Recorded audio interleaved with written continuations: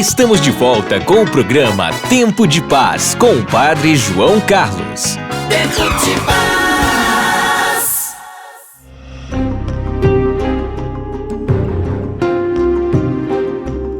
E olha quem está conosco no programa hoje, minha mãe, Ana Inês, completou 90 anos nesse ano e vem conversar com a gente sobre esse mês mariano.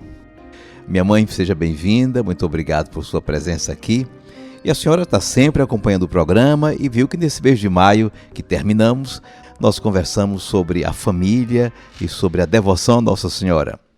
Então eu queria lhe perguntar o que é que a senhora achou dos programas e toda a movimentação mariana no nosso programa nesse mês de maio. Eu achei... Olha, o programa tem muita coisa interessante, né? Só a explicação da palavra de Deus já é muita coisa. E também o testemunho de muitas pessoas, né? Que rezam, que tomam conta dos filhos direitinho. Outra não tem tempo, que sai de manhã, não pode cuidar muito das crianças, vai para o trabalho. Mas muita coisa boa, viu, no programa, muita coisa. E deixa as mães alertas como é que vai cuidar das crianças, né? Porque o tempo não está muito bom para criar os meninos, né? As mães trabalham, estudam e as crianças às vezes vão ficando sozinhas, né? E durante o programa a senhora fica tomando nota no seu caderno de algumas coisas que lhe chamam a atenção.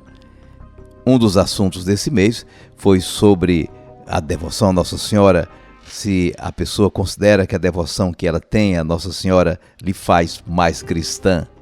O que é que a senhora respondeu sobre esse assunto anotando no seu caderno? Eu aprendi a conhecer os textos de Nossa Senhora desde acho que eu não tinha 4 anos, né? Já meu pai e minha mãe, papai era bem devoto de Nossa Senhora, já mamãe, por conta do trabalho das crianças, de menino pequeno, de gravidez, ela não tinha tanto, assim, tempo para se dedicar à oração, né? Muitas vezes no texto a gente já estava, papai rezava o texto o mês inteiro, depois de Nossa Senhora tinha o Santo de Santo Antônio, né? Os 13 dias de Santo Antônio. Mas ela era muito difícil,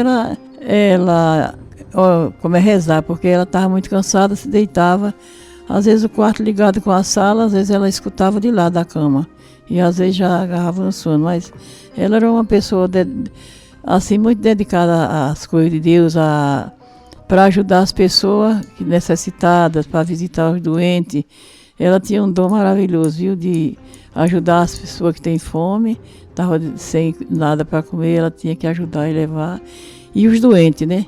E as pessoas, quando morriam também, ela fazia todo jeito e ia para o sepultamento, não. Mas à noite ela ficava lá um pedaço da noite, né? A gente foi muito tempo com ela. Já papai não era de sair tanto, né? Eu vi a senhora comentando em casa que as mulheres tinham muita devoção à Nossa Senhora, conheciam Nossa Senhora, sobretudo pela necessidade que tinham na hora do parto. Pronto, as mulheres eram muito ligadas à Nossa Senhora e no parto era com quem mais elas gritavam, para Nossa Senhora ajudar aquele menino nascer, né? Minha mãe mesmo, eu via ela gritando assim para Nossa Senhora. Às vezes a gente ficava mais longe de casa, papai mandava a gente brincar assim longe, quando o parto era do dia, né? Mas a gente escutava ela gritando por Nossa Senhora, para ajudar o menino a nascer. E a senhora ouviu aqui no programa muitos depoimentos a respeito da participação no Terço dos Homens. Parece que é um movimento que está incluindo bastante os homens. Aqui mesmo na nossa capela, na nossa igreja, tem o Terço dos Homens. Já tem 5, 6 homens, né? Está começando, mas tem lugar que tem muito homens, né? 30, 40, assim, na matriz, né? Todo canto tem o Terço dos Homens. E aqui, graças a Deus, está crescendo o número, né? E desde pequena, eu sou testemunha, a senhora nos criou sempre na oração, nos ensinando a rezar, com os momentos diários, a família toda rezando. Rezando, desde criança, rezando. Sobre falar e andar, já estava querendo ensinar a rezar, né? E muitos iam dormir, outros eram bem pequenos, mas os maiores já iam tudo aprendendo a oração. O terço, a ejaculatória, né? Para conseguir sem pecado, né? Sagrado Coração de Jesus, tenho confiança em vós, né? Doce Coração de Maria, sede minha salvação. Ô Jesus, manso e humilde de coração. Tem uma oração muito que eu estou cantando, é: ó Virgem Santíssima, não permitais que eu viva nem morra em pecado mortal. Em pecado mortal não hei de morrer, que a Virgem Santíssima vem me socorrer. E o mês de maio, quando a senhora era jovenzinha, com certeza era mais animado do que o maio de hoje, ou não? Bom, na casa da minha avó, ela reunia só o povo dela, né? A casa do sítio é uma longe do outro, né? Mas tinha gente que vinha para o terço, né? Por exemplo, o Manuel Gomes, que tinha lá, ele tinha um oratório bem grande. Toda noite chegava, rezava o terço. A minha madrinha, a mãe de papai, rezava o terço, né? Um oratório grande, nesse tempo é uns oratórios grandes. E lá, na casa de madrinha, a mãe da minha avó, ela quando terminava ainda tinha eles tinham um canto que dizia assim.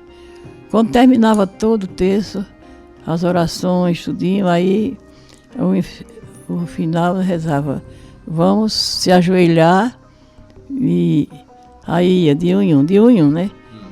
Aí vai de dois em dois o pé do altar, se ajoelhe primeiro para poder beijar.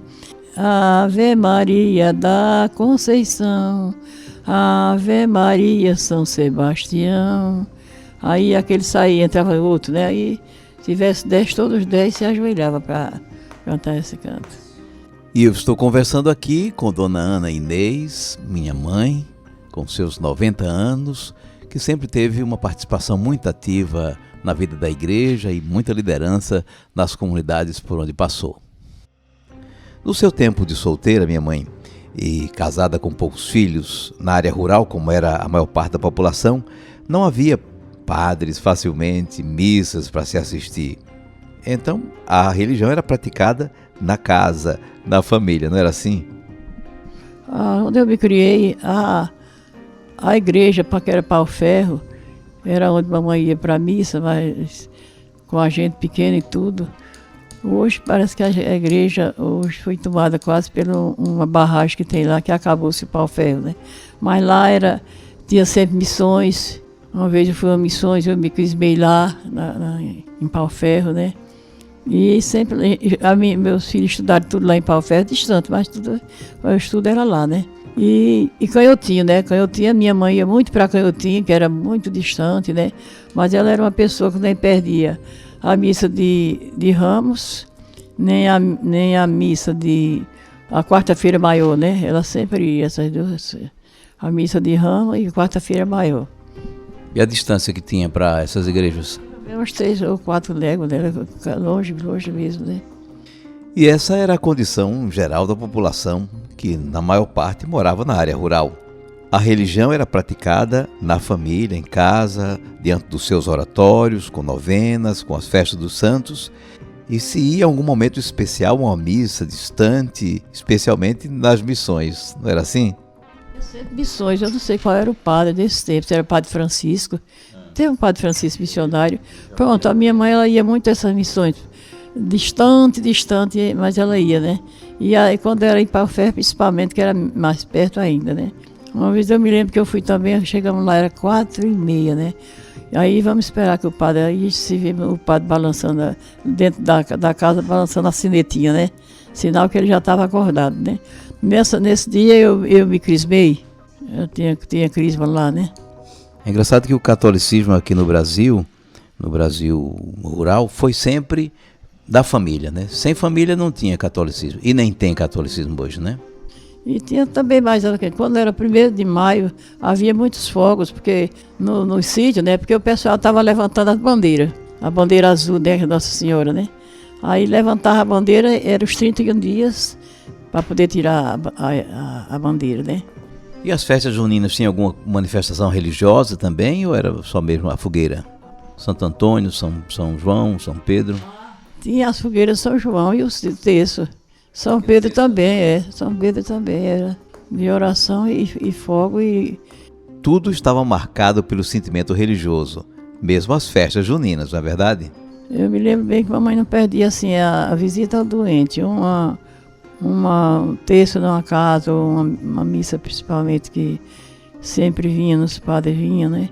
ou ia fazer uma oração, e a gente sempre ia. Mamãe ia com a gente. Papai não era de ir muito não, viu? Apesar dele ser muito religioso, mas ele não era de andar muito não. Mas mamãe, ela não perdia essas coisas. E a senhora perdeu a sua mãe, a minha avó, com quantos anos? Eu perdi, estava com, parece que era, não sei se era 16 anos, Joãozinha. Ela estava com 52 anos. Foi. Aí eu fiquei com meus irmãos tudo pequeno, com 5 meses. Ela nem pegou nesse menino, que ela ficou muito doente, né? Passou um parto muito difícil. Aí ela não pegou nele, foi Carlos, né? Por sinal ele me chamava mamãe. Também já faleceu. Com 5 meses ela faleceu, mas ela não tinha pegado o menino ainda. A gente ia levar, estava na mão dela assim, mas ela doente, né? Foi um parto muito difícil e... Então, na verdade, ela faleceu em decorrência de complicações do parto desse último filho, não é verdade? E a senhora teve 13 filhos. Quantos filhos a senhora teve na maternidade? Não, nunca tive não, em maternidade não. Sempre era parteira. E teve outros que não precisou de ninguém não. Você foi um. Estava escrevendo, aí me deu uma dor de barriga, disse, bom, e vou ali, já fui. O João correu, já a minha tinha nascido. Foi. Meu pai, João Ribeiro, que já é falecido, sempre contava às pessoas a respeito do meu nascimento. Mas eu não sei se as coisas que ele dizia eram verdadeiras. A senhora confirma? Gostava de contar a todo mundo o nascimento de Joãozinho. Aí ele disse que eu senti que ali nasceu um homem de Deus. Aí, realmente ele começou a rezar mesmo, viu? Ele disse que na hora do parto, bom, primeiro a parteira chegou atrasada, né? Eu já tinha nascido, mas como foi ele que recebeu, ele ficou rezando. Aí disse que ele sentiu mesmo que Deus disse a ele, aí nasceu um homem de Deus. E depois de nossa conversa aqui tão familiar com minha mãe Ana Inês, ouvinte assídua do nosso programa, vamos cantar juntos e fazer uma homenagem à nossa mãe querida, Mãe do Povo.